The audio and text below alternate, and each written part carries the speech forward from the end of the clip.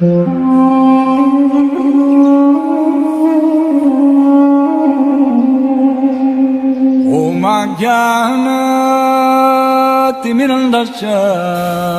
I am stressing.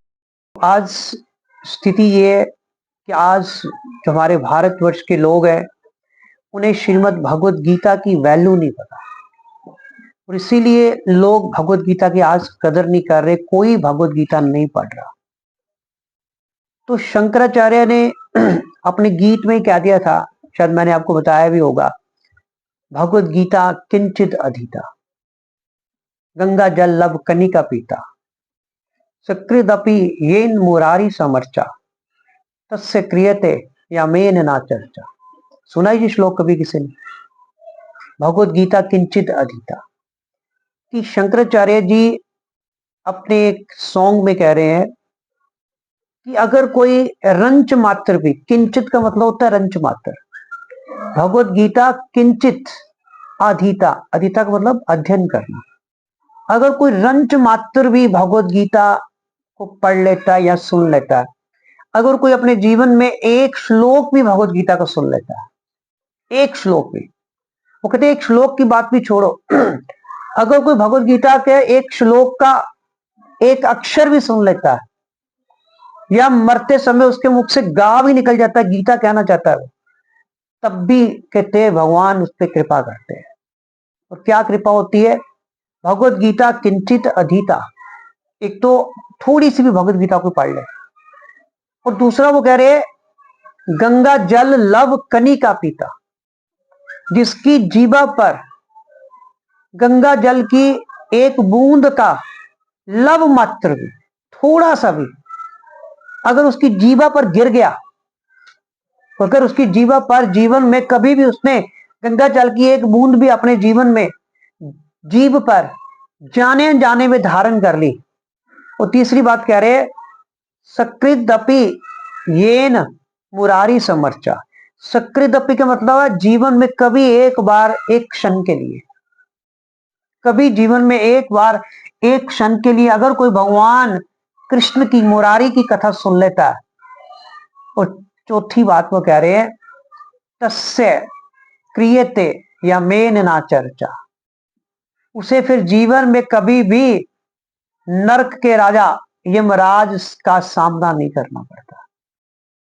अगर कोई व्यक्ति अपने जीवन में ये तीन चीजें कर ले, सबसे पहली थोड़ी सी गीता पढ़ ले, ग्रंथि से शंकराचार्य जो शिवजी के, शिवा के अवतार है शिवजी के, शंकराचार्य वो कह रहे हैं, फिर वो कह रहे हैं अगर कहीं किसी की जीवा पर जाने अनजाने अगर एक बूंद भी गंगा जल की पड़ गई, समझो वो यमराज के पास नहीं जाना पड़ेगा उसे। यमराज के पास जाने का मतलब है नरक जाना पड़ता है। और तीसरी बात वो कह रहे हैं सकृदपि येन मुरारी समर्चा, जो जीवन में एक बार केवल एक क्षण के लिए भगवान मुरारी की चर्चा को सुन लेता है, वो कभी भी यमराज के पास नहीं जाता। तो कितनी अच्छी बात है कि शास्त्रों में कितना कुछ लिखा है, फिर भी हम लोग, मैं अभी यहाँ आपके यहाँ से आ रहा था, माताएं बैठी हुई थी रास्ते में, कुछ कुर्सियों पे बातें कर रहे हैं, ठीक है, गपशप चल रही है, टाइम वेस्ट हो रहा है ना। अगर यही काम यहाँ पे आके कर ले, बैठ के कथा सुन ले मुरारी की, भगवान कृष्ण की, तो हम जन्म मृत्यु से मुक्त हो जाएंगे, नरक में नहीं जाना पड़ेगा। तो ये तो शंकराचार्य कह रहे हैं। तो ये एक भजन है शंकराचार्य का जिसमें उनके अंतरा है, उस भजन के अंतरा में ये चीजें निकाली हुई है। भजन क्या है? पुनरपि जननम पुनरपि मरणम पुनरपि जननी जठरे शरण, कि बार बार जन्म, बार बार मृत्यु, बार बार माता के गर्भ में जाना, कहते कोई अच्छी बात नहीं है। और ये संसार जो है बहुत गंदा है, यह संसार बड़ा दुस्तर है, और इसमें हमारी रक्षा कौन कर सकते हैं? भगवान कृष्ण कर सकते, पाही मुरारे, और कोई नहीं कर सकता। स्वाय कृष्ण की भक्ति के हमारी कभी भी रक्षा नहीं हो सकती। इवन इसी भजन में के अंतरा में शंकराचार्य कह रहे हैं कि आप जितना मर्जी ज्ञान ले लो, आगे आगे बेटे आराम से आ जाओ, आप जितना मर्जी ज्ञान ले लो, जितनी मर्जी नॉलेज ले लो, अगर जितनी मर्जी आप वोकेबुलरी बढ़ा लो, अपनी वोकेबुलरी समझते हो ना, हिंदी में क्या कहेंगे, शब्दकोश। अगर आपके पास इतनी वोकेबुलरी है, शब्दकोश है, व्याकरण आपने रट ली, सब कुछ आपने रट लिया। हम जब बीएससी में पढ़ते थे, लोगों ने लॉगरिथम रटा होता था, पीरियोडिक टेबल सारी रटी होती थी, ठीक है ना। कहते चाहे जितना मर्जी रट लो, ये चीजें आपकी कभी भी मृत्यु के समय आपकी रक्षा नहीं करेगी। जीवन में मृत्यु के समय केवल एक चीज हमारी रक्षा करेगी, वो है हरि का नाम, हरि का नाम। और वही नाम कोई लेता नहीं है। जब किसी की मृत्यु होती ना, तो उस वक्त लोग कहते हैं राम नाम सत्य है, तो वो सोचते हैं, लोग जो पीछे चल रहे होते हैं, कि ये मरने वाले के लिए बोला जा रहा है। एक्चुअल में वो किसके लिए बोला जा रहा है, हमारे लिए बोला जा रहा है। वो कहते हैं ये तो चला गया, सारी जिंदगी इसको पता नहीं चला, ये तो टाइम वेस्ट करता रहा, लेकिन जो इसके साथ चल रहे हो, कम से कम उन्हें तो पता लग जाए कि जीवन में एक ही सत्य है, वो भगवान राम का नाम, और सब झूठ है। अगर राम नहीं है तो कुछ भी नहीं है। कहते जहां है काम वहां नहीं है राम, कि जहां हमारी कामनाएं होती हैं, इच्छाएं होती है, वहां कभी राम नहीं होता, और जहां राम होते हैं वहां कभी भी इच्छाएं नहीं होती। तो यही बात शंकराचार्य कह रहे हैं कि हमारी मृत्यु के समय रक्षा कौन कर सकता है, भगवान राम का नाम कर सकता है, और कोई नहीं कर सकता। और शंकराचार्य और भी आगे कह रहे हैं, क्योंकि मैंने अब गीता शुरू करनी है, अगली बार गीता की इंपॉर्टेंस खत्म करके फिर हम गीता शुरू करेंगे।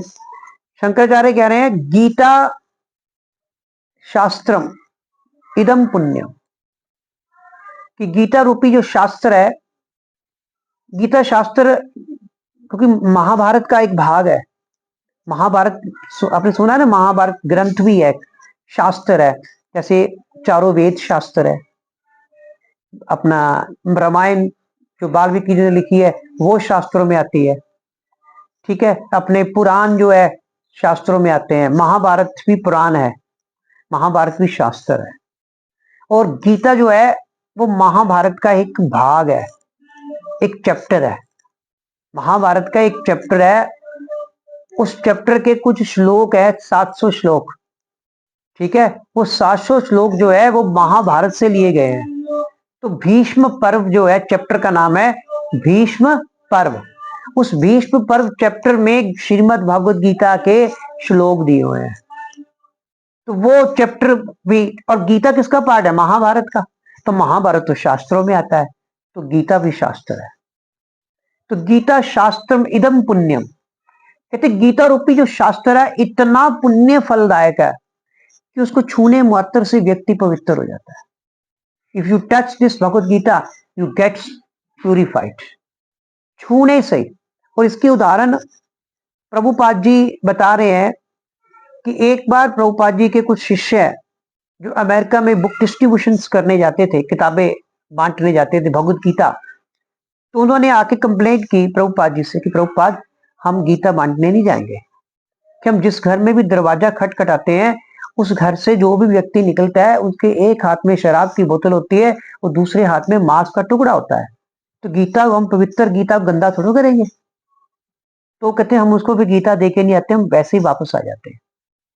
तो प्रभुपाद ने उनको डांटा। प्रभुपाद ने कहा अरे नॉनसेंस, गीता कभी अपवित्र हो सकती है क्या, कभी पानी अपवित्र हो सकता है? हम टॉयलेट जाते हैं अपने हाथ पानी से शुद्ध करते हैं, हम कुछ भी, हमारे हाथ गंदे होते हैं पानी शुद्ध करते हैं, हम अपने आप को शुद्ध करते हैं जल में स्नान करके करते हैं। सूर्य कभी अपवित्र नहीं होता, सूर्य की रोशनी टॉयलेट पे भी पड़ती है, यूरिन पे भी पड़ती है, लेकिन सूर्य कभी पवित्र नहीं होता। सूर्य उनको भी शुद्ध कर देता है, टॉयलेट को भी शुद्ध कर देता है, यूरिन को भी शुद्ध कर देता है। इसी प्रकार भगवत गीता कभी भी अपवित्र नहीं हो सकती। तो प्रभुपाद जी ने कहा कि कल से फिर जाओ उनके घर में, दरवाजा नॉक करो, शराब की बोतल एक हाथ में होगी, दूसरे हाथ में मांस का टुकड़ा होगा, जिस हाथ से वो गीता पकड़ेगा, उस एक हाथ से शराब की बोतल जब मांस का टुकड़ा छूट जाएगा, और जब उसके एक हाथ में भगवत गीता आ गई तो दूसरे हाथ में जो मांस का टुकड़ा या शराब की बोतल पकड़ी हुई है वो भी छूट जाएगी अगले दिन। गीता की इतनी शक्ति है, इतनी पावरफुल है। तो जो भी गीता को छू लेता है ना वो पवित्र हो जाता है। गीता शास्त्रम इदम पुण्यम। आगे वो कह रहे, या पठेत परयत पुमान, या पठेत परयत पुमान, कि मतलब जो गीता को पढ़ता है, जो गीता का अध्ययन करता है, जो गीता को सुनता है, कहते सही में वो मनुष्य बन जाता है। सही में वो, ये बातें आपने सुनी कभी आगे? बताओ, सुनी कभी? नहीं ना सुनी। क्यों नहीं सुनी? क्योंकि आप गए ही नहीं, कहीं मंदिर आए ही नहीं कभी। कल आप लोग आए थे हमारे प्रोग्राम में, आए थे? आप आए थे, इनको लेके आया करो, तभी तभी इनके जीवन में सभी के परिवर्तन आएगा ना। खासतौर पे मेन प्रोग्राम्स पे तो जरूर आए ना, फिर इनको बड़ा अच्छा भी लगेगा, बेनिफिट भी होगा। कल तो ऐसा था कि हमारे गुरु, जिनके कारण हम कुछ थोड़ा बहुत भगवान के बारे में जानते हैं, वो आए हुए थे कि हम जैसे कहो हमारे अधिराज, जैसे जिनसे हमने सीखा, अगर वो बोलेंगे, उनसे सुनने से हमारे जीवन में कितना परिवर्तन आ सकता है। तो ऐसे फंक्शंस में जरूर आया करो आप। संडे फेस्टिवल में आप आ सकते हो, ठीक है ना, कोई ज्यादा दूर नहीं है आपके, तो यहाँ से निकलो, एक सड़क क्रॉस करो तो वो आ जाता है हमारा। तो कहने का मतलब ये चीजें हम तभी सुनेंगे जब हम संग करेंगे, भक्तों का संग करेंगे, भक्तों के संग में बैठेंगे। ये सत्संग है, इसको सत्संग कहते हैं। तो वो कह रहे कि सही में व्यक्ति गीता का अध्ययन करके मनुष्य बन जाता है। अभी हम क्या है, दो टांगों वाले पशु, जानवर, जिसे इंग्लिश में कहते हैं we are two legged animals. क्यों दो टांगों वाले एनिमल्स है? क्योंकि अभी हमारा मन जो है हमारे वश में नहीं है। इवन पशु भी सेंसिबल होते हैं, पशु भी हर कार्य समय के अनुसार करते हैं। पशु हर समय बच्चे नहीं पैदा करते, पशु के लिए भी बच्चे पैदा करने का भी एक अपना भगवान ने समय दिया होता है। तो वो हमसे भी ज्यादा समझदार है। लेकिन हम लोग तो कोई लाइफ में डिसिप्लिन नहीं है, कोई कंट्रोल नहीं है, अपने माइंड पे कोई हमारा वश नहीं है। हमारा मन जो है अनकंट्रोल्ड है। जिसका मन अनकंट्रोल्ड होता है उसको पशु कहते हैं। मनुष्य का मतलब होता है मन प्लस ईश। मनुष्य, मन प्लस ईश। ईश का मतलब होता है स्वामी, मन का मतलब माइंड, हमारा माइंड। जो अपने मन का स्वामी है, अर्थात जिसका मन जिसके वश में है, वही मनुष्य है। और गीता पढ़ के व्यक्ति मनुष्य बन जाता है। तो गीता में भगवान बता रहे हैं, अर्जुन हो टू कंट्रोल द माइंड। भगवान कृष्ण, अर्जुन भगवान कृष्ण कह रहे हैं, मना चंचला कृष्ण, चंचला ही मना कृष्ण, है ना। संस्कृत में वैसे शब्द आगे पीछे भी हो जाए, मीनिंग सेम रहता है। संस्कृत में फर्क नहीं पड़ता, पता है आपको? संस्कृत में आप शब्द आगे पीछे भी लिखते हो तो फर्क नहीं पड़ता, सेम मीनिंग रहता है। तो चंचला ही मना कृष्णा। तो अर्जुन भगवान से कह रहा है कि कृष्णा, मेरा मन बहुत चंचल है, मन को वश में नहीं किया जा सकता है। यहां तक भी अर्जुन ने कह दिया कि भगवान, जो हवा का वेग है, हवा की वेग को, हवा की स्पीड को कंट्रोल किया जा सकता है, लेकिन मन को कंट्रोल नहीं किया जा सकता। लेकिन भगवान कृष्ण कह रहे हैं, अभ्यास अभ्यासेन तू कौनते, अभ्यासेन तू कौनते। भगवान कृष्ण कह रहे हैं, अर्जुन अगर तू प्रैक्टिस करेगा ना, अगर तुम प्रैक्टिस करेगा, अभ्यास करेगा, तो you must control your mind. तुम अपने मन को कंट्रोल कर लोगे। भगवान गीता में प्रैक्टिस बता रहे हैं फिर क्या करनी है। इसी चैप्टर में भगवान बता रहे हैं कि प्रैक्टिस क्या करनी है। तो जब तक हमारा मन कंट्रोल में नहीं है तब तक हम मनुष्य नहीं है। अब जैसे ही कोई भगवत गीता पढ़ता है उसका माइंड कंट्रोल में आ जाता है, उसका मन वश में हो जाता है, फिर वो मनुष्य बन जाता है। या पठेत परअथ पुमान। वो कहते जो गीता को पढ़कर गीता की शिक्षाओं को अपने जीवन में अप्लाई करता है, धारण करता है, कहते वो उसमें दिव्य गुण आ जाते हैं। अभी तो मनुष्य बने, पढ़ा ही है बस। अभी आप सुन रहे हैं, आप देखना कि 2-6 महीनों में आप में कितना परिवर्तन आ जाना। हम में आया, हमारे में इतना परिवर्तन आ गया, तो आप में भी आएगा अगर आप ध्यान से सुनेंगे। तो कहते हैं कि परथा पुमान, और जो गीता पढ़ता है उसमें दिव्य गुण आ जाते हैं। दिव्य गुण का मतलब अच्छा व्यवहार करना लोगों से, अच्छा आचरण करना, आपका बोलचाल अच्छा, आप में विनम्रता आ जाएगी, आप में दीनता आ जाएगी। आप ही पहचान जाएंगे कि वाकई ये व्यक्ति भक्त है या नहीं है। जिसमें दीनता नहीं है, जिसका आचरण अच्छा नहीं होगा, वो कभी भी व्यक्ति भक्त नहीं होगा। भक्त की सबसे बड़ी जो परिभाषा है कि उसमें दीनता आएगी, विनम्रता आएगी, ठीक है ना। तभी तो तुलसीदास जी रामायण के लास्ट में लिख रहे हैं, याद है किसी को लास्ट रामायण का दोहा? लास्ट, मौसम दीन न दीन हित तुम समान रघुवीर। मौसम दीन न दीन हित तुम समान रघुवीर, अस विचार रघुवंश मणि हरे हो विषम भव भीर। बोलो, मतलब तुलसीदास जी कह रहे हैं भगवान राम से कि राम को कह रहे, भगवान राम से कह रहे हैं कि भगवान Ram, I stand no qualification, मेरी तो कोई योग्यता ही नहीं है, मुझसे तो कोई दीन है ही नहीं, मैं तो बहुत दीन हूं, मैं तो बहुत गिरा हुआ हूं, मैं तो बहुत दीन हूं, बहुत गिरा हुआ, दीनहीन हूं। मौसम दीन न दीन हित तुम समान रघुवीर। और तुम्हारी एक क्वालिफिकेशन है, यू स्टैंड क्वालिफिकेशन, कि तुम्हारे समान कोई दीनों का हित करने वाला कोई नहीं है। तुम समान रघुवीर, मौसम दीन न दीन हित, दीन हित दीनों का हित करने वाले, तुम समान रघुवीर, और आपके समान कोई दीनों का हित करने वाला नहीं है। अस विचार रघुवंश मणि हरियो विषम भव्य, कि ये विचार करके कि मुझसे नीच कोई नहीं है, मुझसे दीन कोई नहीं है, मैं बहुत दीनहीन हूं, तो ये विचार करके आप मेरा उद्धार कीजिए। तो एक भक्त की सबसे पहली और बड़ी क्वालिफिकेशन जो है, योग्यता है, वो है दीनता। आप ऐसे पहचान सकते हो कि सामने वाला व्यक्ति भक्त है कि नहीं है। फिर उसका आचरण बहुत अच्छा होगा उस व्यक्ति का, क्योंकि भक्ति का मतलब क्या है? सबसे पहले वो मनुष्य बना, पहले व्यक्ति एक मनुष्य बनता है, फिर भक्त बनता है, उसमें दैवी गुण आते हैं। तो क्या होता है कि जब वो गीता का अध्ययन करके उसकी शिक्षाओं को अपने जीवन में धारण करता है, देन ही बिकम्स ए देवता, फिर वो देवता बन जाता है। भक्त इज इक्वल टू देवता। फिर क्या होता है, पता क्या होता है फिर? विष्णुर पदम अवापनोति, विष्णुर पदम अवापनोति, आपनोति का मतलब प्राप्त होते हैं, उसे विष्णु भगवान के चरणों की प्राप्ति हो जाती है। विष्णुर पदम अवापनोति, he gets the lotus feet of Lord Vishnu, भगवान के चरण कमलों की उसे प्राप्ति हो जाती है। अब भगवान के जैसे चरण कमल है वो तभी प्राप्त होंगे जब हम वैकुंठ धाम जाएंगे। भगवान कहाँ रहते हैं? विष्णु भगवान वैकुंठ में रहते हैं।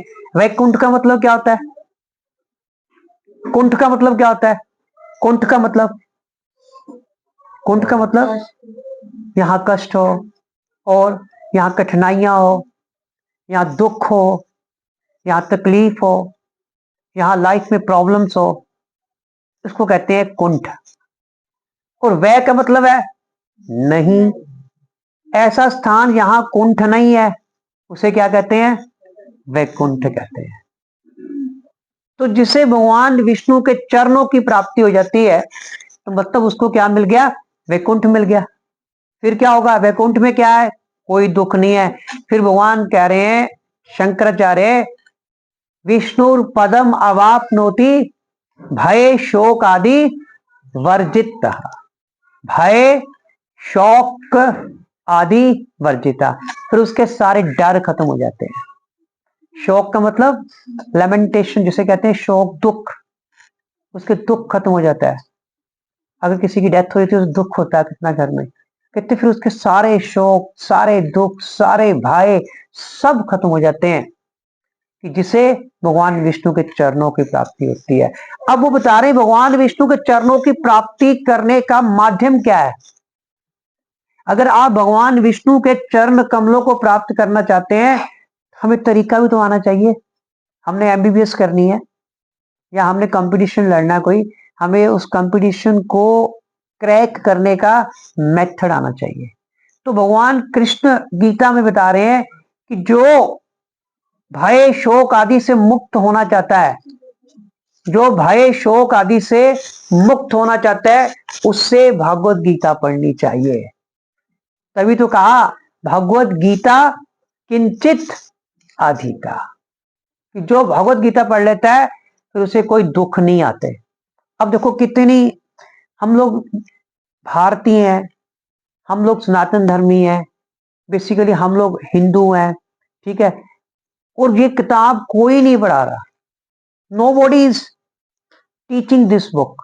इस किताब में बताया हुआ है कि जीना कैसे है, मरना कैसे है, dos and don'ts, what are the dos, what are the don'ts, why they are dos, why they are don'ts, how they are dos, how they are don'ts. बताया हुआ है कि ये डूज करने क्यों नहीं है, ये करने है तो क्यों करना है।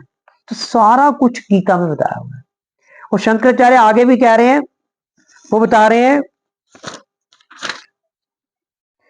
गीता अध्ययनशीलस्य, गीता अध्ययनशीलस्य प्राणायाम परस्य च, प्राणायाम परस्य च नैव संति ही पापानि पूर्व जन्म कृतानि च। वो कह रहे हैं यदि कोई गीता अध्ययनशील से, अगर कोई शील से का मतलब ईमानदारी से, गंभीरता से, अगर कोई भगवत गीता का निष्ठा और गंभीरता से पाठ करता है, उसको पढ़ता है, तो भगवान की कृपा से उसके पूर्व दुष्कर्मों के फलों का उस पर कोई प्रभाव नहीं पड़ता। वो कह रहे हैं नैव संति ही पापानि, नैव संति ही पापानि पूर्व जन्म कृतानि च। अगर कोई गंभीरता के साथ ऑनेस्टली वाकई गीता को पढ़ता है, तो कहते पूर्व जन्मों में उसने जितने भी क्यों ना पाप किए हो, चाहे उसने करोड़ों पाप क्यों ना किए हो, अगर वो गंभीरता के साथ भगवत गीता को पढ़ लेता है, तो कहते हैं नैव संति ही पापानि, फिर उसे उस पाप कर्मों का कभी फल नहीं लगता। कितनी इंपॉर्टेंस है भगवत गीता की। स्वयं शिव कह रहे हैं, शिव जी कह रहे हैं, शिव जी ने खुद लिखा है। शिव जी कौन थे? शंकराचार्य शिव जी थे। तो शंकराचार्य लिख रहे हैं, और यहां तक भी लिखा है मलिनी मोचनम पुंसाम, मलिनी मोचनम पुंसाम जल स्नानम दिने दिने सकृत गीता अमृत स्नानम संसार मल्ल नाशनम। कहते मनुष्य अपने आप को शुद्ध करने के लिए क्या करता है? नित्य स्नान करता है, रोज नहाते हैं। अब तो हम शास्त्रों में लिखा है कि त्रिसंध्या हमें स्नान करना चाहिए। अगर त्रिसंध्या नहीं कर सकते, 2 संध्या तो कर ही सकते हैं। शाम के समय जैसे मैं नहा के आया हूं, सुबह भी हमने नहाना है, ठीक है। उससे क्या होता है, हमारे जो शरीर है वो स्वच्छ हो जाता है, शुद्ध हो जाता है। तो कहते कि मनुष्य जल में स्नान करके नित्य अपने को स्वच्छ करता है। मलिनिमोचनम पुंसाम जल स्नानम दिने दिने, मतलब रोज दिने दिने में रोज स्नान करते हैं जल से, तब हम स्वच्छ होते हैं। एक दिन ना करो, अभी गर्मियों में एक दिन क्या, दोपहर शाम को ना करो तो आपकी बॉडी से स्मेल आएगी, दुर्गंध आएगी। कहते आपको अपने आप को स्वच्छ करने के लिए रोज स्नान करना पड़ेगा, दिने दिने, दिन में कई कई बार। लेकिन यदि कोई सकृत गीता अमृत स्नानम, सकृत का मतलब केवल एक बार, सकृत का मतलब तो केवल एक बार, सकृत गीता अमृत स्नानम, अगर कोई गीता रूपी गंगा में एक बार स्नान कर लेता है, उस पर डुबकी लगा लेता है, अगर कोई गीता रूपी गंगा में एक बार डुबकी लगा लेता है, तो कहता है शंकराचार्य कह रहे हैं वो इस भव सागर की गंदगी से, ये संसार गंदा है, ये इस भव सागर की गंदगी से सदा सदा के लिए मुक्त हो जाता है। बोले जल में तो रोज स्नान करना पड़ेगा, तभी शुद्ध होंगे, तभी स्वच्छ होंगे। लेकिन गीता रूपी गंगा में एक बार अगर कोई डुबकी मार लेता है तो वो हमेशा के लिए स्वच्छ हो गया। कितना आसान है। वो रोज नहीं कह रहे, शंकराचार्य ये नहीं करेंगे रोज रोज गीता रूपी गंगा में डुबकी मारो। वो कहते हैं एक बार डुबकी लगा लो, एक बार गीता सुन लो किसी से, बस। दूसरी बार तो कह ही नहीं रहे हो। सकृत का मतलब होता है एक बार, थोड़ी, बस। तो आगे वो क्या कह रहे हैं, गीता सुगीता कर्तव्य, गीता सुगीता कर्तव्य किम अन्य शास्त्र विस्तर है। गीता सुगीता कर्तव्य किम अन्य शास्त्र विस्तर है। टाइम है ना। हाँ। यह स्वयं पदम नाभस्य मुख पद्मान विनिश्रिता। बहुत बहुत बढ़िया श्लोक है। आज कपूरथला में अगर प्रचार हो रहा है ना, इसी के कारण हो रहा है, इस श्लोक के कारण। बोले ये गीता, इस श्लोक में इतनी शक्ति है कि ये श्लोक के कारण आज कपूरथला में अगर इतना बड़ा मंदिर बना, केशवानंद प्रभु जी यहाँ पे आए, सब कुछ इसी श्लोक की वजह से है। बोले गीता सुगीता कर्तव्य किम अन्य शास्त्र विस्तर है, कि गीता को सुगीता करना, सुगीता का मतलब होता है उसको अध्ययन करना। गीता सुगीता, गीता को सुगीता करना मीन गीता का अध्ययन करना। गीता सुगीता कर्तव्य, सभी का कर्तव्य है। कहते हर एक व्यक्ति का, हर एक जीव का कर्तव्य है, हर एक जीव का धर्म है कि गीता को पढ़ना, उसका अध्ययन करना। किम अन्य शास्त्र विस्तर है, कहते जो गीता को पढ़ लेता है, जो एक बार गीता का अध्ययन कर लेता है, उसे फिर किम अन्य मतलब दूसरे शास्त्रों को विस्तार से, किम अन्य शास्त्र विस्तर है मतलब उसको फिर अन्य शास्त्रों को दोबारा से विस्तार से पढ़ने की जरूरत नहीं है। क्यों पढ़ने की जरूरत नहीं है? यह स्वयं पदम नाभस्य, ये गीता स्वयं भगवान विष्णु के मुख से निकली है। यह स्वयं पदम नाभस्य मुख पद्मान विनिश्रिता, ये तो स्वयं भगवान विष्णु के मुख से निकली है। तो जो चीज भगवान विष्णु के मुख से निकली है, अगर कोई उसका अध्ययन कर ले तो उसको अन्य शास्त्रों को फिर दोबारा विस्तार से पढ़ने की जरूरत नहीं है, क्योंकि जो अन्य शास्त्रों में दिया हुआ है वो भगवत गीता में दिया हुआ है। भगवान कृष्ण ने सारे शास्त्रों का सार जो था वो भगवत गीता में डाल दिया। Essence of all the scriptures are laid in the Bhagavad Gita. सारे शास्त्रों का निचोड़ भगवान ने गीता में डाल दिया। और जो कुछ सारे शास्त्रों में रह गया था, कुछ चीजें सारे शास्त्रों में रह गई, तो भगवान ने वो चीजें भी भगवत गीता में डाल दी। वैसे भी लाइफ इज वेरी शॉर्ट। आदमी की उम्र कितनी है? 60-65 साल। अगर वेद पढ़ेंगे, लाखों श्लोक है वेदों के। वेदों की संस्कृति बहुत मुश्किल है। पहले संस्कृत सीखने लगेंगे, 25 साल तो हमें संस्कृत सीखने में लग जाएंगे। फिर पता नहीं 50 साल हमें वेद पढ़ने में लग जाए, तब तक तो आदमी की मृत्यु हो जाए। तो भगवान ने कहा कि लाइफ बड़ी छोटी है। अगर कुछ 700 श्लोक पढ़ ले, भगवत गीता के 18 अध्याय पढ़ ले, तो जो कुछ सारे शास्त्रों में लिखा है, चारों वेदों में, रामायण में, महाभारत में, वेदांत सूत्र में, पुराणों में, उपनिषदों में, जो कुछ इन सब में लिखा है वो गीता पढ़ के आपको मिल जाएगा। और दूसरी बात, अब गीता जो निकली भगवान के मुख से, यहां कह रही गीता रूपी गंगा जो है भगवान के मुख से निकली है। और जो गंगा है वो कहां से आ रही है? भगवान विष्णु के अंगूठे से आ रही, चरणों से आ रही। अब देखिए, गंगा भगवान के चरणों से आ रही है और गंगा में जो स्नान करता है उसके पाप खत्म हो जाते हैं। इसीलिए हम गंगा में जाते हैं स्नान करने। यही यही हमारे शास्त्रों की रीति चलती आ रही है कि गंगा में स्नान करने से हमारे पाप जो है वो समाप्त हो जाते हैं। अब गंगा तो भगवान के पांव से निकली है और गीता कहां से निकल रही है? मुख का स्थान हमेशा ऊपर होता है। पांव की तुलना चाहे अगर देखा जाए तो भगवान के पांव और भगवान के मुख में वैसे अंतर नहीं है। भगवान के चरण कमल और भगवान का मुख एक ही बात है। भगवान के किसी अंग में कोई अंतर नहीं है। लेकिन अगर वैसे देखा जाए, एनालिसिस देखा जाए, तो चरण नीचे है, मुंह ऊपर है। अगर मुख से निकली हुई अगर पांव से निकली हुई गंगा में हम स्नान करते हैं, गंगा गंगा कब बनी? गंगा तो जल है, जो जल भगवान के चरणों से निकलता है वो गंगा बन जाता है। तभी तो चरणामृत लेते हैं हम लोग, चरण अमृत, चरणों का अमृत, वो गंगा बन जाता है। और जो गंगा भगवान के चरणों से निकली, अगर उसमें स्नान करने से पाप कट सकते हैं, और जो मुख से भगवान की गीता रूपी, गीता का एक नाम गंगा भी है, बता, गीता के 18 नाम है, 17 नाम है ना, भगवत गीता के 17 नाम है, तो उसमें एक नाम गंगा भी है। तो अगर गीता रूपी गंगा में हम स्नान करेंगे, सुनेंगे, तो कहते हैं गंगा में स्नान करने से हो सकता है आपके पाप कटने में कुछ समय लग जाए। गंगा में स्नान करने में आपके पाप कटने में कुछ समय लग सकता है, लेकिन कहते हैं अगर गीता आप पढ़ लेंगे ना, शंकराचार्य कह रहे हैं तत्क्षण, इंस्टेंटेनियसली, उसी वक्त आपके पाप कट जाएंगे गीता पढ़ने से। कितनी इंपॉर्टेंट है भगवत गीता।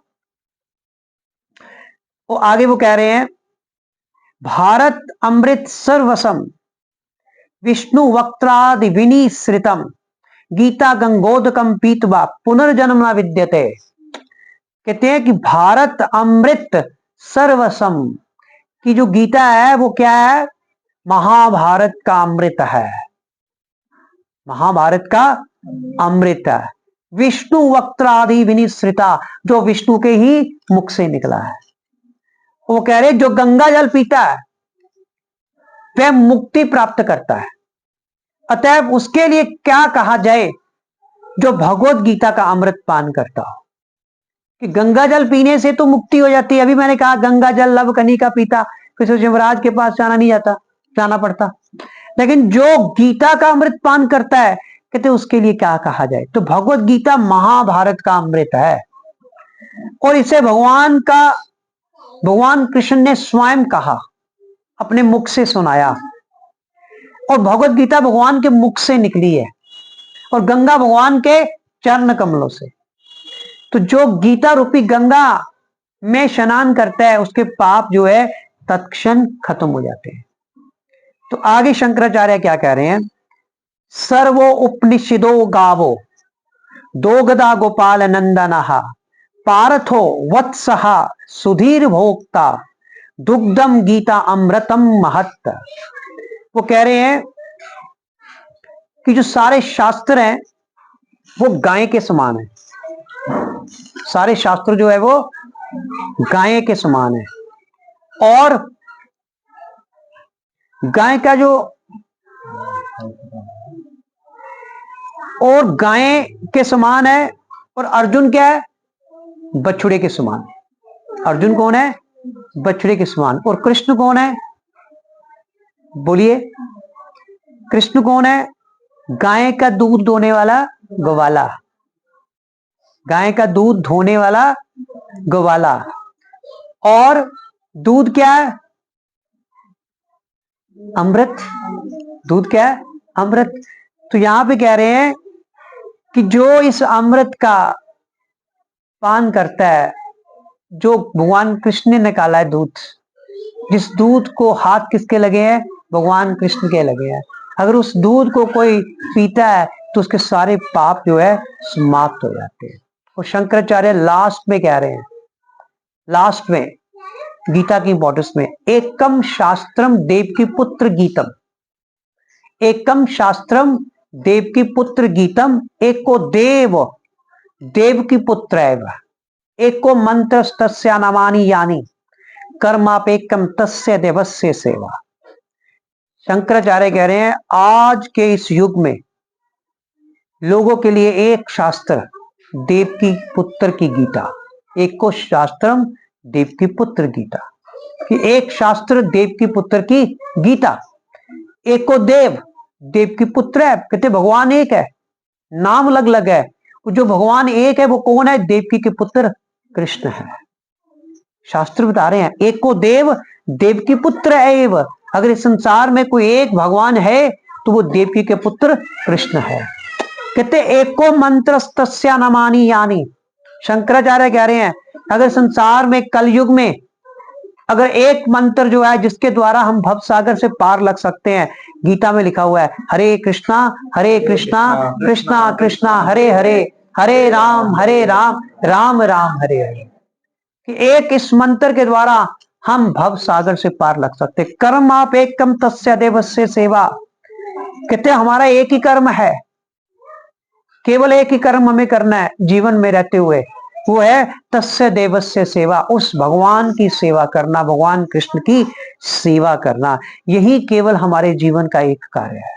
हमारे जीवन का कार्य ये नहीं है कि केवल धन ही कमाते रहो, धन कमाना मना नहीं है, अपने बच्चों का पेट पालना भरना मना नहीं है, आपको ये चीजें मना नहीं है, भगवान कहीं नहीं मना कर रहे कि आप ये चीजें ना करो, लेकिन भगवान कहते हैं इनको उतना करो जितने पालने के लिए जरूरत है, बच्चों की लिवलीहुड के लिए, अपने परिवार के लिए जितना जरूरी है उतना करो, बाकी का समय तो भगवान को देना चाहिए। तो हम लोग क्या करते हैं, हम भगवान के लिए समय नहीं निकाल पाते।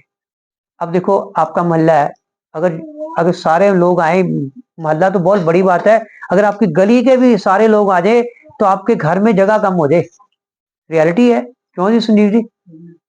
तो लोगों के, आपने ऐसा नहीं कहा, ऐसा तो नहीं है, आपने सभी को कहा, और आपने सभी को कहा फिर भी लोग उतने आ रहे, क्योंकि लोगों के पास भगवान के लिए समय नहीं है। उसका कारण है, एक शब्द आता है स्वार्थ, स्वार्थ, अपना स्वार्थ नहीं पता किसी को। जिसे अपना स्वार्थ समझ आ गया ना, वो आदमी जिंदगी में पा लिया उसने बस। कहते हैं स्वार्थी है बहुत, हम कहते हैं ना ये बड़ा सेल्फिश है, अरे एक्चुअल स्वार्थ का मीनिंग तो पता होना चाहिए क्या होता है।